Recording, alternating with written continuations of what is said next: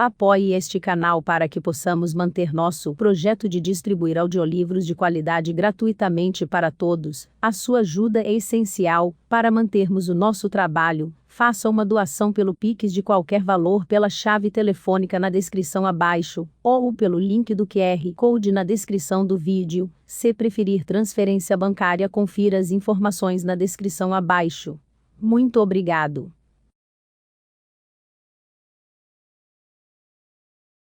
Quimera Audiolivros apresenta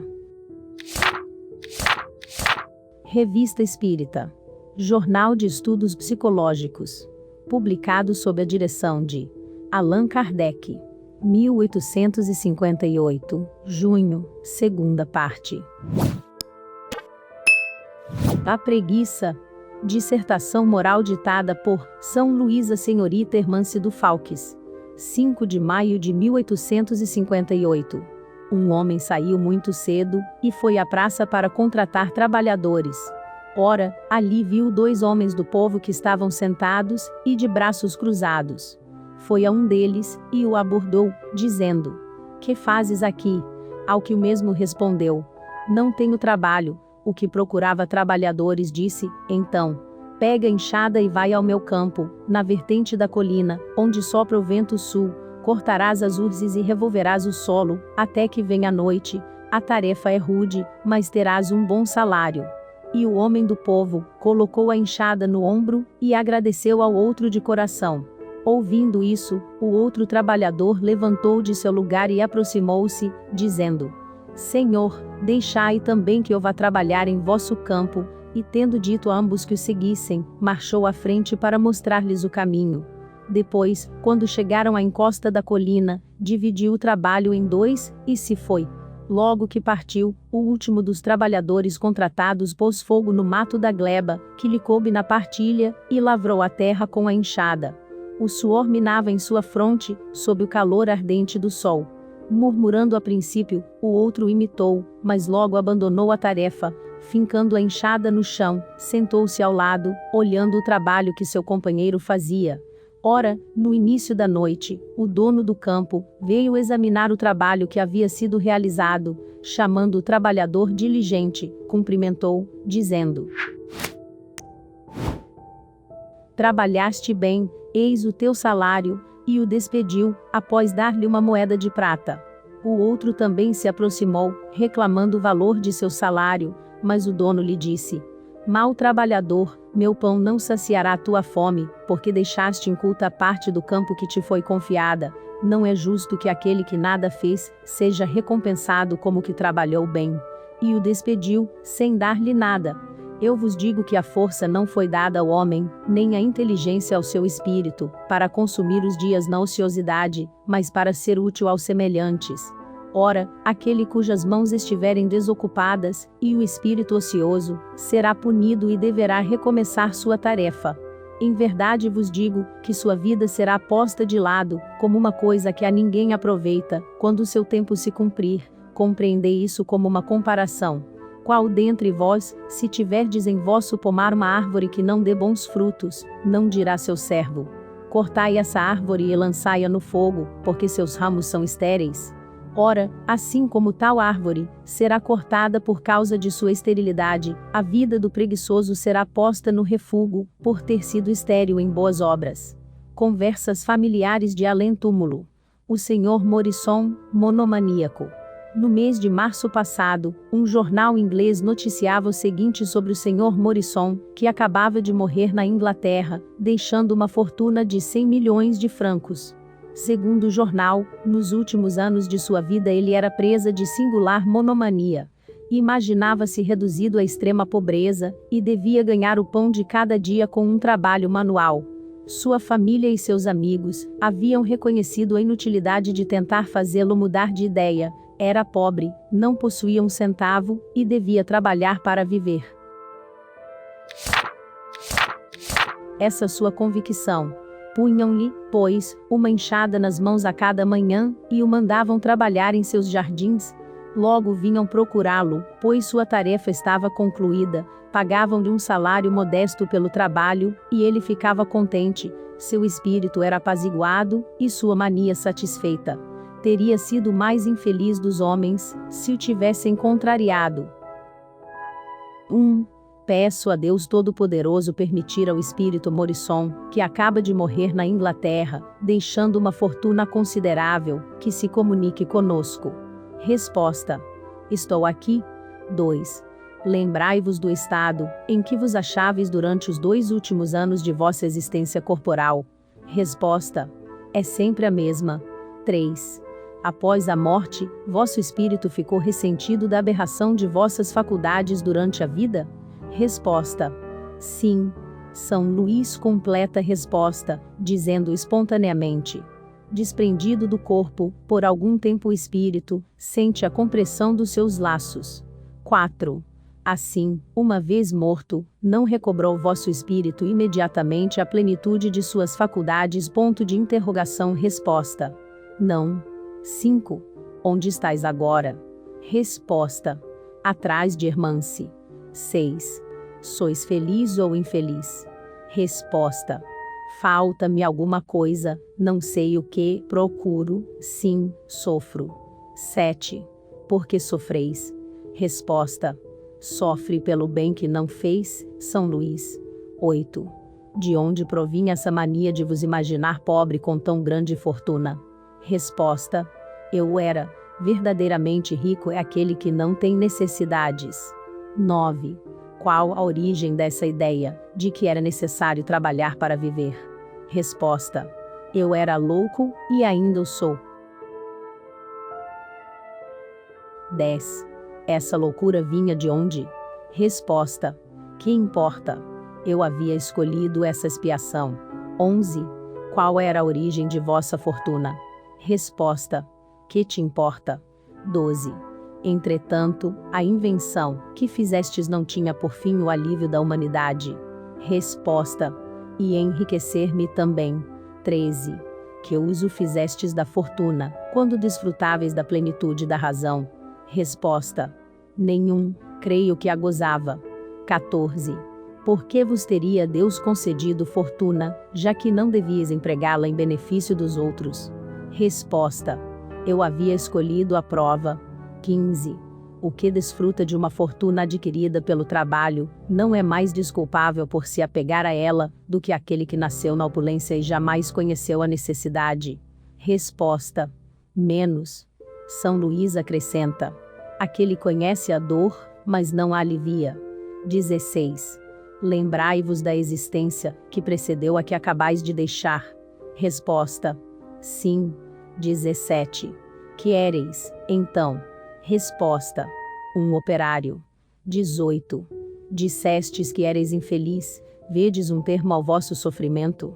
Resposta: não. São Luís acrescenta: é cedo demais. 19. De que depende isso? Resposta: de mim. O que está ali, Mo disse. 20. Conheceis aquele que está ali? Resposta: vós o chamais Luís. 21. Sabeis o que foi ele na França no século XIII? Resposta: não, conheço por vosso intermédio, agradeço por aquilo que me ensinou. 22. Acreditais numa nova existência corporal? Resposta: sim. 23. Se tiverdes de renascer na vida corpórea, de quem dependerá a posição social que desfrutareis? Resposta: de mim, suponho. Já escolhi tantas vezes, que isso não pode depender senão de mim. Observação: essas palavras, já escolhi tantas vezes, são características. Seu estado atual prova que, apesar das numerosas existências, pouco progrediu, estando sempre a recomeçar. 24. Qual a posição social que escolheríeis, caso pudesseis começar de novo? Resposta: baixa. Avança-se com mais segurança, só se está encarregado de si mesmo. 25. A São Luís não haverá um sentimento de egoísmo na escolha de uma posição inferior, na qual só estamos encarregados de nós mesmos. Resposta: em parte alguma estamos encarregados apenas de nós mesmos. O homem responde por aqueles que o cercam, e não apenas pelas almas, cuja educação lhe foi confiada, mas ainda das outras. O exemplo faz todo o mal. 26.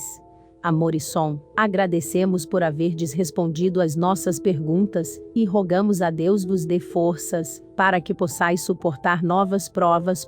Resposta. Vós me aliviastes. Aprendi.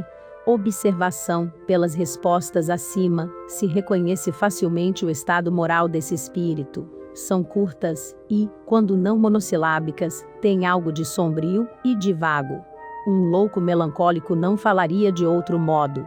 Essa persistência da aberração das ideias após a morte é um fato notável, embora não seja constante, podendo apresentar, por vezes, um caráter bem diverso.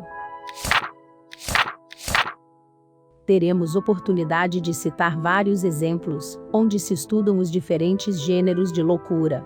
O suicida da Samaritana. Recentemente os jornais relataram o seguinte fato.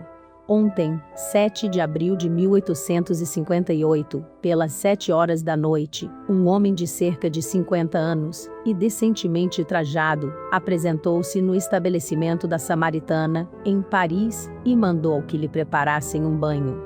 Decorridas cerca de 2 horas, o criado de serviço, admirado pelo silêncio do freguês, resolveu entrar no seu gabinete, a fim de verificar o que ocorria. Deparou-se-lhe então um quadro horroroso. O infeliz degolara-se com uma navalha e todo o seu sangue misturava-se à água da banheira. E, como a identidade do suicida não pôde ser averiguada, foi o cadáver removido para o necrotério. Pensamos que poderíamos aurir um ensinamento útil à nossa instrução, da conversa com o espírito desse homem. Evocamo-lo, pois, no dia 13 de abril, consequentemente 6 dias apenas depois de sua morte. 1.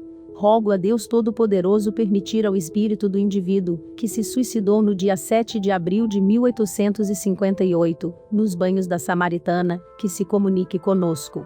Resposta. Espere, após alguns segundos, ei-lo aqui. Observação: para compreender essa resposta, é preciso saber que geralmente há um espírito familiar, do médium ou da família, em todas as reuniões regulares, que está sempre presente, sem que se o precise chamar. É ele quem faz virem os espíritos que são evocados, e, conforme seja mais ou menos elevado, ele próprio serve como mensageiro, ou dá ordens aos espíritos que lhe são inferiores. Quando nossas reuniões têm por intérprete a senhorita Hermance do Falques, é sempre o espírito São Luís, que de boa vontade se encarrega dessa tarefa. 2. Onde vos achais hoje? Resposta. Não sei, dizei-mo. 3. Na Galeria Valois, Palais Royal, no 35, numa reunião de pessoas que estudam o espiritismo, e que são benévolas para convosco. Resposta. Dizei-me se vivo, eu sufoco no caixão. 4. Quem vos impeliu a vir aqui? Resposta. Sinto-me aliviado. 5. Qual o motivo que vos arrastou ao suicídio? Resposta. Morto? Eu? Não, que habito meu corpo, não sabeis como sofro, sufoco-me, oxalá que mão compassiva me aniquilasse de vez. Observação: sua alma, posto que separada do corpo, está ainda completamente imersa, no que poderia chamar-se o turbilhão da matéria corporal. Vivazes e são as ideias terrenas, a ponto de se acreditar encarnado. 6. Porque não deixastes indícios, que pudessem tornar-vos reconhecível? Resposta. Estou abandonado, fugi ao sofrimento para entregar-me à tortura. 7. Tendes ainda os mesmos motivos para ficar incógnito? Resposta. Sim, não revolvais com ferro candente a ferida que sangra. 8. Podereis dar-nos o vosso nome, idade, profissão e domicílio? Resposta. Absolutamente não. 9. Tinhais família, mulher, filhos? Resposta. Eu era um desprezado, ninguém me amava.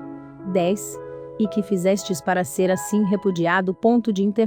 Resposta. Quantos o são como eu? Um homem pode viver abandonado no seio da família, quando ninguém o preza. 11. No momento de vos suicidardes não experimentastes qualquer hesitação? Resposta. Ansiava pela morte, esperava repousar. 12. Como é que a ideia do futuro não vos fez renunciar a um tal projeto? Resposta: não acreditava nele, absolutamente. Era um desiludido. O futuro é a esperança. 13. Que reflexões vos ocorreram ao sentirdes a extinção da vida? Resposta: não refleti, senti, mas a vida não se me extinguiu, minha alma está ligada ao corpo, não estou morto, e, no entanto, sinto os vermes a me corroerem. 14. Que sensação experimentastes no momento decisivo da morte? Resposta: pois ela se completou. 15. Foi doloroso o momento em que a vida se vos extinguiu. Ponto de interrogação. Resposta: menos doloroso que depois. Só o corpo sofreu. São Luís continua. O espírito descarregou o fardo que o oprimia, ressentia a volúpia da dor. A São Luís: tal estado sobrevém sempre ao suicídio? Resposta: sim. O espírito do suicida fica ligado ao corpo até o termo dessa vida. A morte natural é a libertação da vida. O suicídio a rompe por completo. 16. Dar-se-á acento agudo mesmo nas mortes acidentais, embora involuntárias, mas que abreviam a existência. Resposta: não. Que entendeis por suicídio? O espírito só responde pelos seus atos. Observação: havíamos preparado uma série de perguntas, que nos propunhamos a dirigir ao espírito desse homem sobre sua nova existência. Diante das respostas, se tornaram sem objetivo. Para nós, era evidente que ele não tinha nenhuma consciência de sua situação, seu sofrimento foi a única coisa que nos pôde descrever. Esta dúvida da morte é muito comum nas pessoas recentemente desencarnadas, e principalmente naquelas que, durante a vida, não elevam a alma acima da matéria. É um fenômeno que parece singular à primeira vista, mas que se explica naturalmente. Se a um indivíduo, pela primeira vez sonambulizado, perguntarmos se dorme, ele responderá quase sempre que não, e essa resposta é lógica. O interlocutor é que faz mal a pergunta, servindo-se de um termo impróprio. Na linguagem comum, a ideia do sono prende-se à suspensão de todas as faculdades sensitivas. Ora, o sonâmbulo que pensa, que vê e sente, que tem consciência da sua liberdade, não se crê adormecido, e de fato não dorme, na acepção vulgar do vocábulo. Eis a razão por que responde não, até que se familiarize com essa maneira de apreender o fato. O mesmo acontece com o homem que acaba de desencarnar. Para ele a morte era o aniquilamento do ser, e, tal como o sonâmbulo, vê, sente e fala, e assim não se considera morto, e isto afirmando até que adquira a intuição do seu novo estado. Confissões de Luís XI. Extrato da vida de Luís XI, ditada por ele mesmo a senhorita Hermâncido Falques. Ver os números de março e maio de 1858, envenenamento do Duque de Guienne. Em seguida ocupei-me da Guienne. Odete daí diz, senhor de Lescun, que se havia indisposto comigo, fazia os preparativos da guerra com uma atividade impressionante. Era com muita dificuldade que alimentava o ardor belicoso de meu irmão, o Duque de Guienne.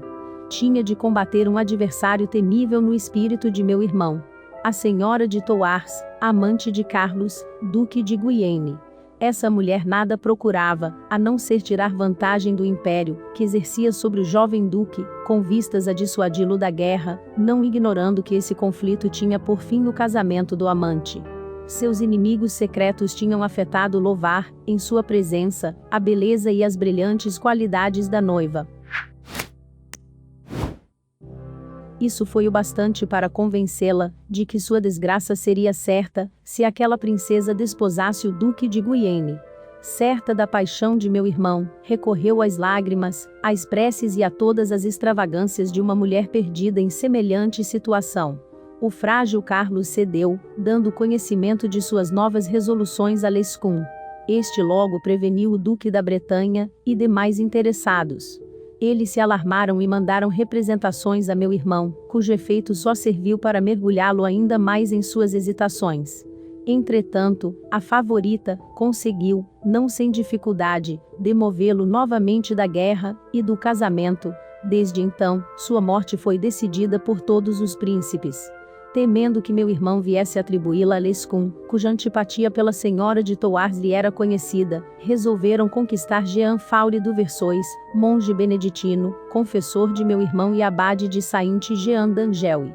Esse homem era um dos partidários mais entusiastas da senhora de Thouars, e ninguém ignorava o ódio que votava a Lescun, cuja influência política invejava. Não era provável que meu irmão lhe atribuísse jamais a morte de sua amante, pois aquele sacerdote era um dos favoritos, em quem mais confiança ele depositava. Uma vez que apenas a sede das grandezas o ligava à favorita, deixou-se corromper facilmente. Há muito tempo que eu vinha tentando seduzir o abade, mas ele sempre repelia minhas ofertas, deixando-me, todavia, a esperança de um dia alcançar esse objetivo. Compreendeu facilmente a delicada posição em que se meteria, ao prestar aos príncipes o serviço que esperavam dele, sabia que nada lhes custava desembaraçar-se de um cúmplice. Por outro lado, conhecia a inconstância de meu irmão, e temia tornar-se sua vítima. Para conciliar a sua segurança com os seus interesses, determinou-se por sacrificar o seu jovem senhor. Tomando esse partido, tanto tinha chance de sucesso quanto de fracasso. Para os príncipes, a morte do jovem duque de Guienne deveria ser o resultado do desprezo, ou de um incidente imprevisto. Mesmo que fosse imputada ao duque da Bretanha, e a seus comparsas, a morte da favorita passaria, por assim dizer, despercebida, pois que ninguém teria descoberto os motivos que lhe conferiam uma importância real, do ponto de vista político. Admitindo que se pudesse acusá-los da morte de meu irmão, achar-se-iam expostos aos maiores perigos, porquanto teria sido de meu dever castigá-los rigorosamente. Sabiam que não era boa vontade que me faltava, e, nesse caso, o povo se voltaria contra eles. O próprio Duque de Borgonha, alheio ao que se tramava em Guienne, ver-se-ia forçado a aliar-se a mim, sob pena de ser acusado de cumplicidade. Mesmo nesta última hipótese, tudo teria saído a meu favor. Eu poderia fazer que declarassem Carlos, o temerário criminoso de lesa majestade, e levar o parlamento a condená-lo à morte, como assassino de meu irmão. Essas condenações, chanceladas por aquele importante tribunal, tinham sempre grandes resultados, sobretudo quando eram de uma legitimidade incontestável. Vê-se facilmente que interesse tinham os príncipes em manejar o abade. Em compensação, nada era mais fácil do que se desfazer dele secretamente. Comigo, o abade de Saint-Jean teria ainda mais chances de impunidade. O serviço que me prestava era-me da maior importância, sobretudo naquele momento. A liga formidável que se formava, da qual o Duque de Guienne era o centro, deveria perder-me infalivelmente. A morte de meu irmão era o único meio de destruí-la e, em consequência, de salvar-me. Ele ambicionava o favor de Tristão, o eremita, pensando que, por esse meio, conseguiria elevar-se acima dele, ou, pelo menos, a partilhar de minhas boas graças, e de minha confiança com ele. Aliás, os príncipes tinham cometido a imprudência de deixar-lhe nas mãos provas incontestáveis de sua culpabilidade. Eram diferentes escritos. Como estavam naturalmente concebidos em termos muito vagos, não seria difícil substituir a pessoa de meu irmão pela de sua favorita, que não era designada senão em termos subentendidos. Entregando-me esses documentos, ele afastaria de mim qualquer tipo de dúvida sobre a minha inocência, livrar-se-ia, assim, do único perigo que corria ao lado dos príncipes, e, provando que de forma alguma eu estava envolvido no envenenamento, deixava de ser meu cúmplice, e me tirava qualquer interesse em fazê-lo perecer. Restava provar que ele próprio nada tinha a ver com isso, era uma dificuldade menor. Primeiro estava certo de minha proteção, e, depois, não tendo os príncipes qualquer prova de sua culpabilidade, poderia devolver-lhes as acusações, a título de calúnias. Tudo bem pesado fez passar perto de mim um emissário, que fingia vir espontaneamente, a dizer-me que o abade de Saint-Jean estava descontente com meu irmão. Vi, imediatamente, todo o partido que poderia tirar dessa situação e caí na armadilha que o astucioso abade me estendeu. Não suspeitando que aquele homem pudesse ter sido enviado por ele, despachei um de meus espiões de confiança. Saint-Jean representou tão bem o seu papel que o emissário foi enganado. Com base em seu relatório, escrevi ao abade a fim de o conquistar, Ele fingiu muitos escrúpulos, mas triunfei, não sem dificuldade. Concordou em encarregar-se do envenenamento de meu jovem irmão. Tão pervertido me achava que, nem mesmo hesitei em cometer esse crime horrível. Henri de La Roche, escudeiro do duque, encarregou-se de mandar preparar um pêssego, que o próprio abade ofereceu à senhora de Thouars, enquanto merendava à mesa com meu irmão. A beleza desse fruto era notável, ela chamou a atenção do príncipe, e o dividiu com ele. Tão logo haviam comido, a favorita sentiu dores violentas nas entranhas. Não tardou em expirar, em meio aos mais atrozes sofrimentos. Meu irmão experimentou os mesmos sintomas, porém com muito menor violência. Talvez pareça estranho que o abade se tenha servido de tal meio, para envenenar seu jovem senhor, com efeito, o mais leve incidente poderia frustrar seu plano. Era, entretanto, o único que a prudência poderia autorizar. Estabelecia a possibilidade de um equívoco. Impressionada pela beleza do pêssego, era muito natural que a senhora de Thouars fizesse com que seu amante também a admirasse, oferecendo-lhe a metade. Ele não poderia deixar de aceitá-la, e de comer um pouco, fosse ainda por complacência. Mas, admitindo que comesse somente um pedacinho, seria suficiente para provocar os primeiros sintomas necessários, então, um envenenamento posterior poderia levar à morte, como consequência do primeiro. Desde que souberam das funestas consequências do envenenamento da favorita, o terror tomou conta dos príncipes. Não tiveram a menor suspeita da premeditação do abade, pensaram apenas em dar todas as aparências de naturalidade à morte da jovem senhora e à enfermidade de seu amante. Nenhum deles tomou a iniciativa de oferecer um contraveneno ao infeliz príncipe, temendo comprometer-se. Com efeito, essa providência teria dado a entender que conheciam o veneno, e que eram, por conseguinte, cúmplices do crime. Graças à juventude e à força de seu temperamento, Carlos resistiu por algum tempo ao veneno.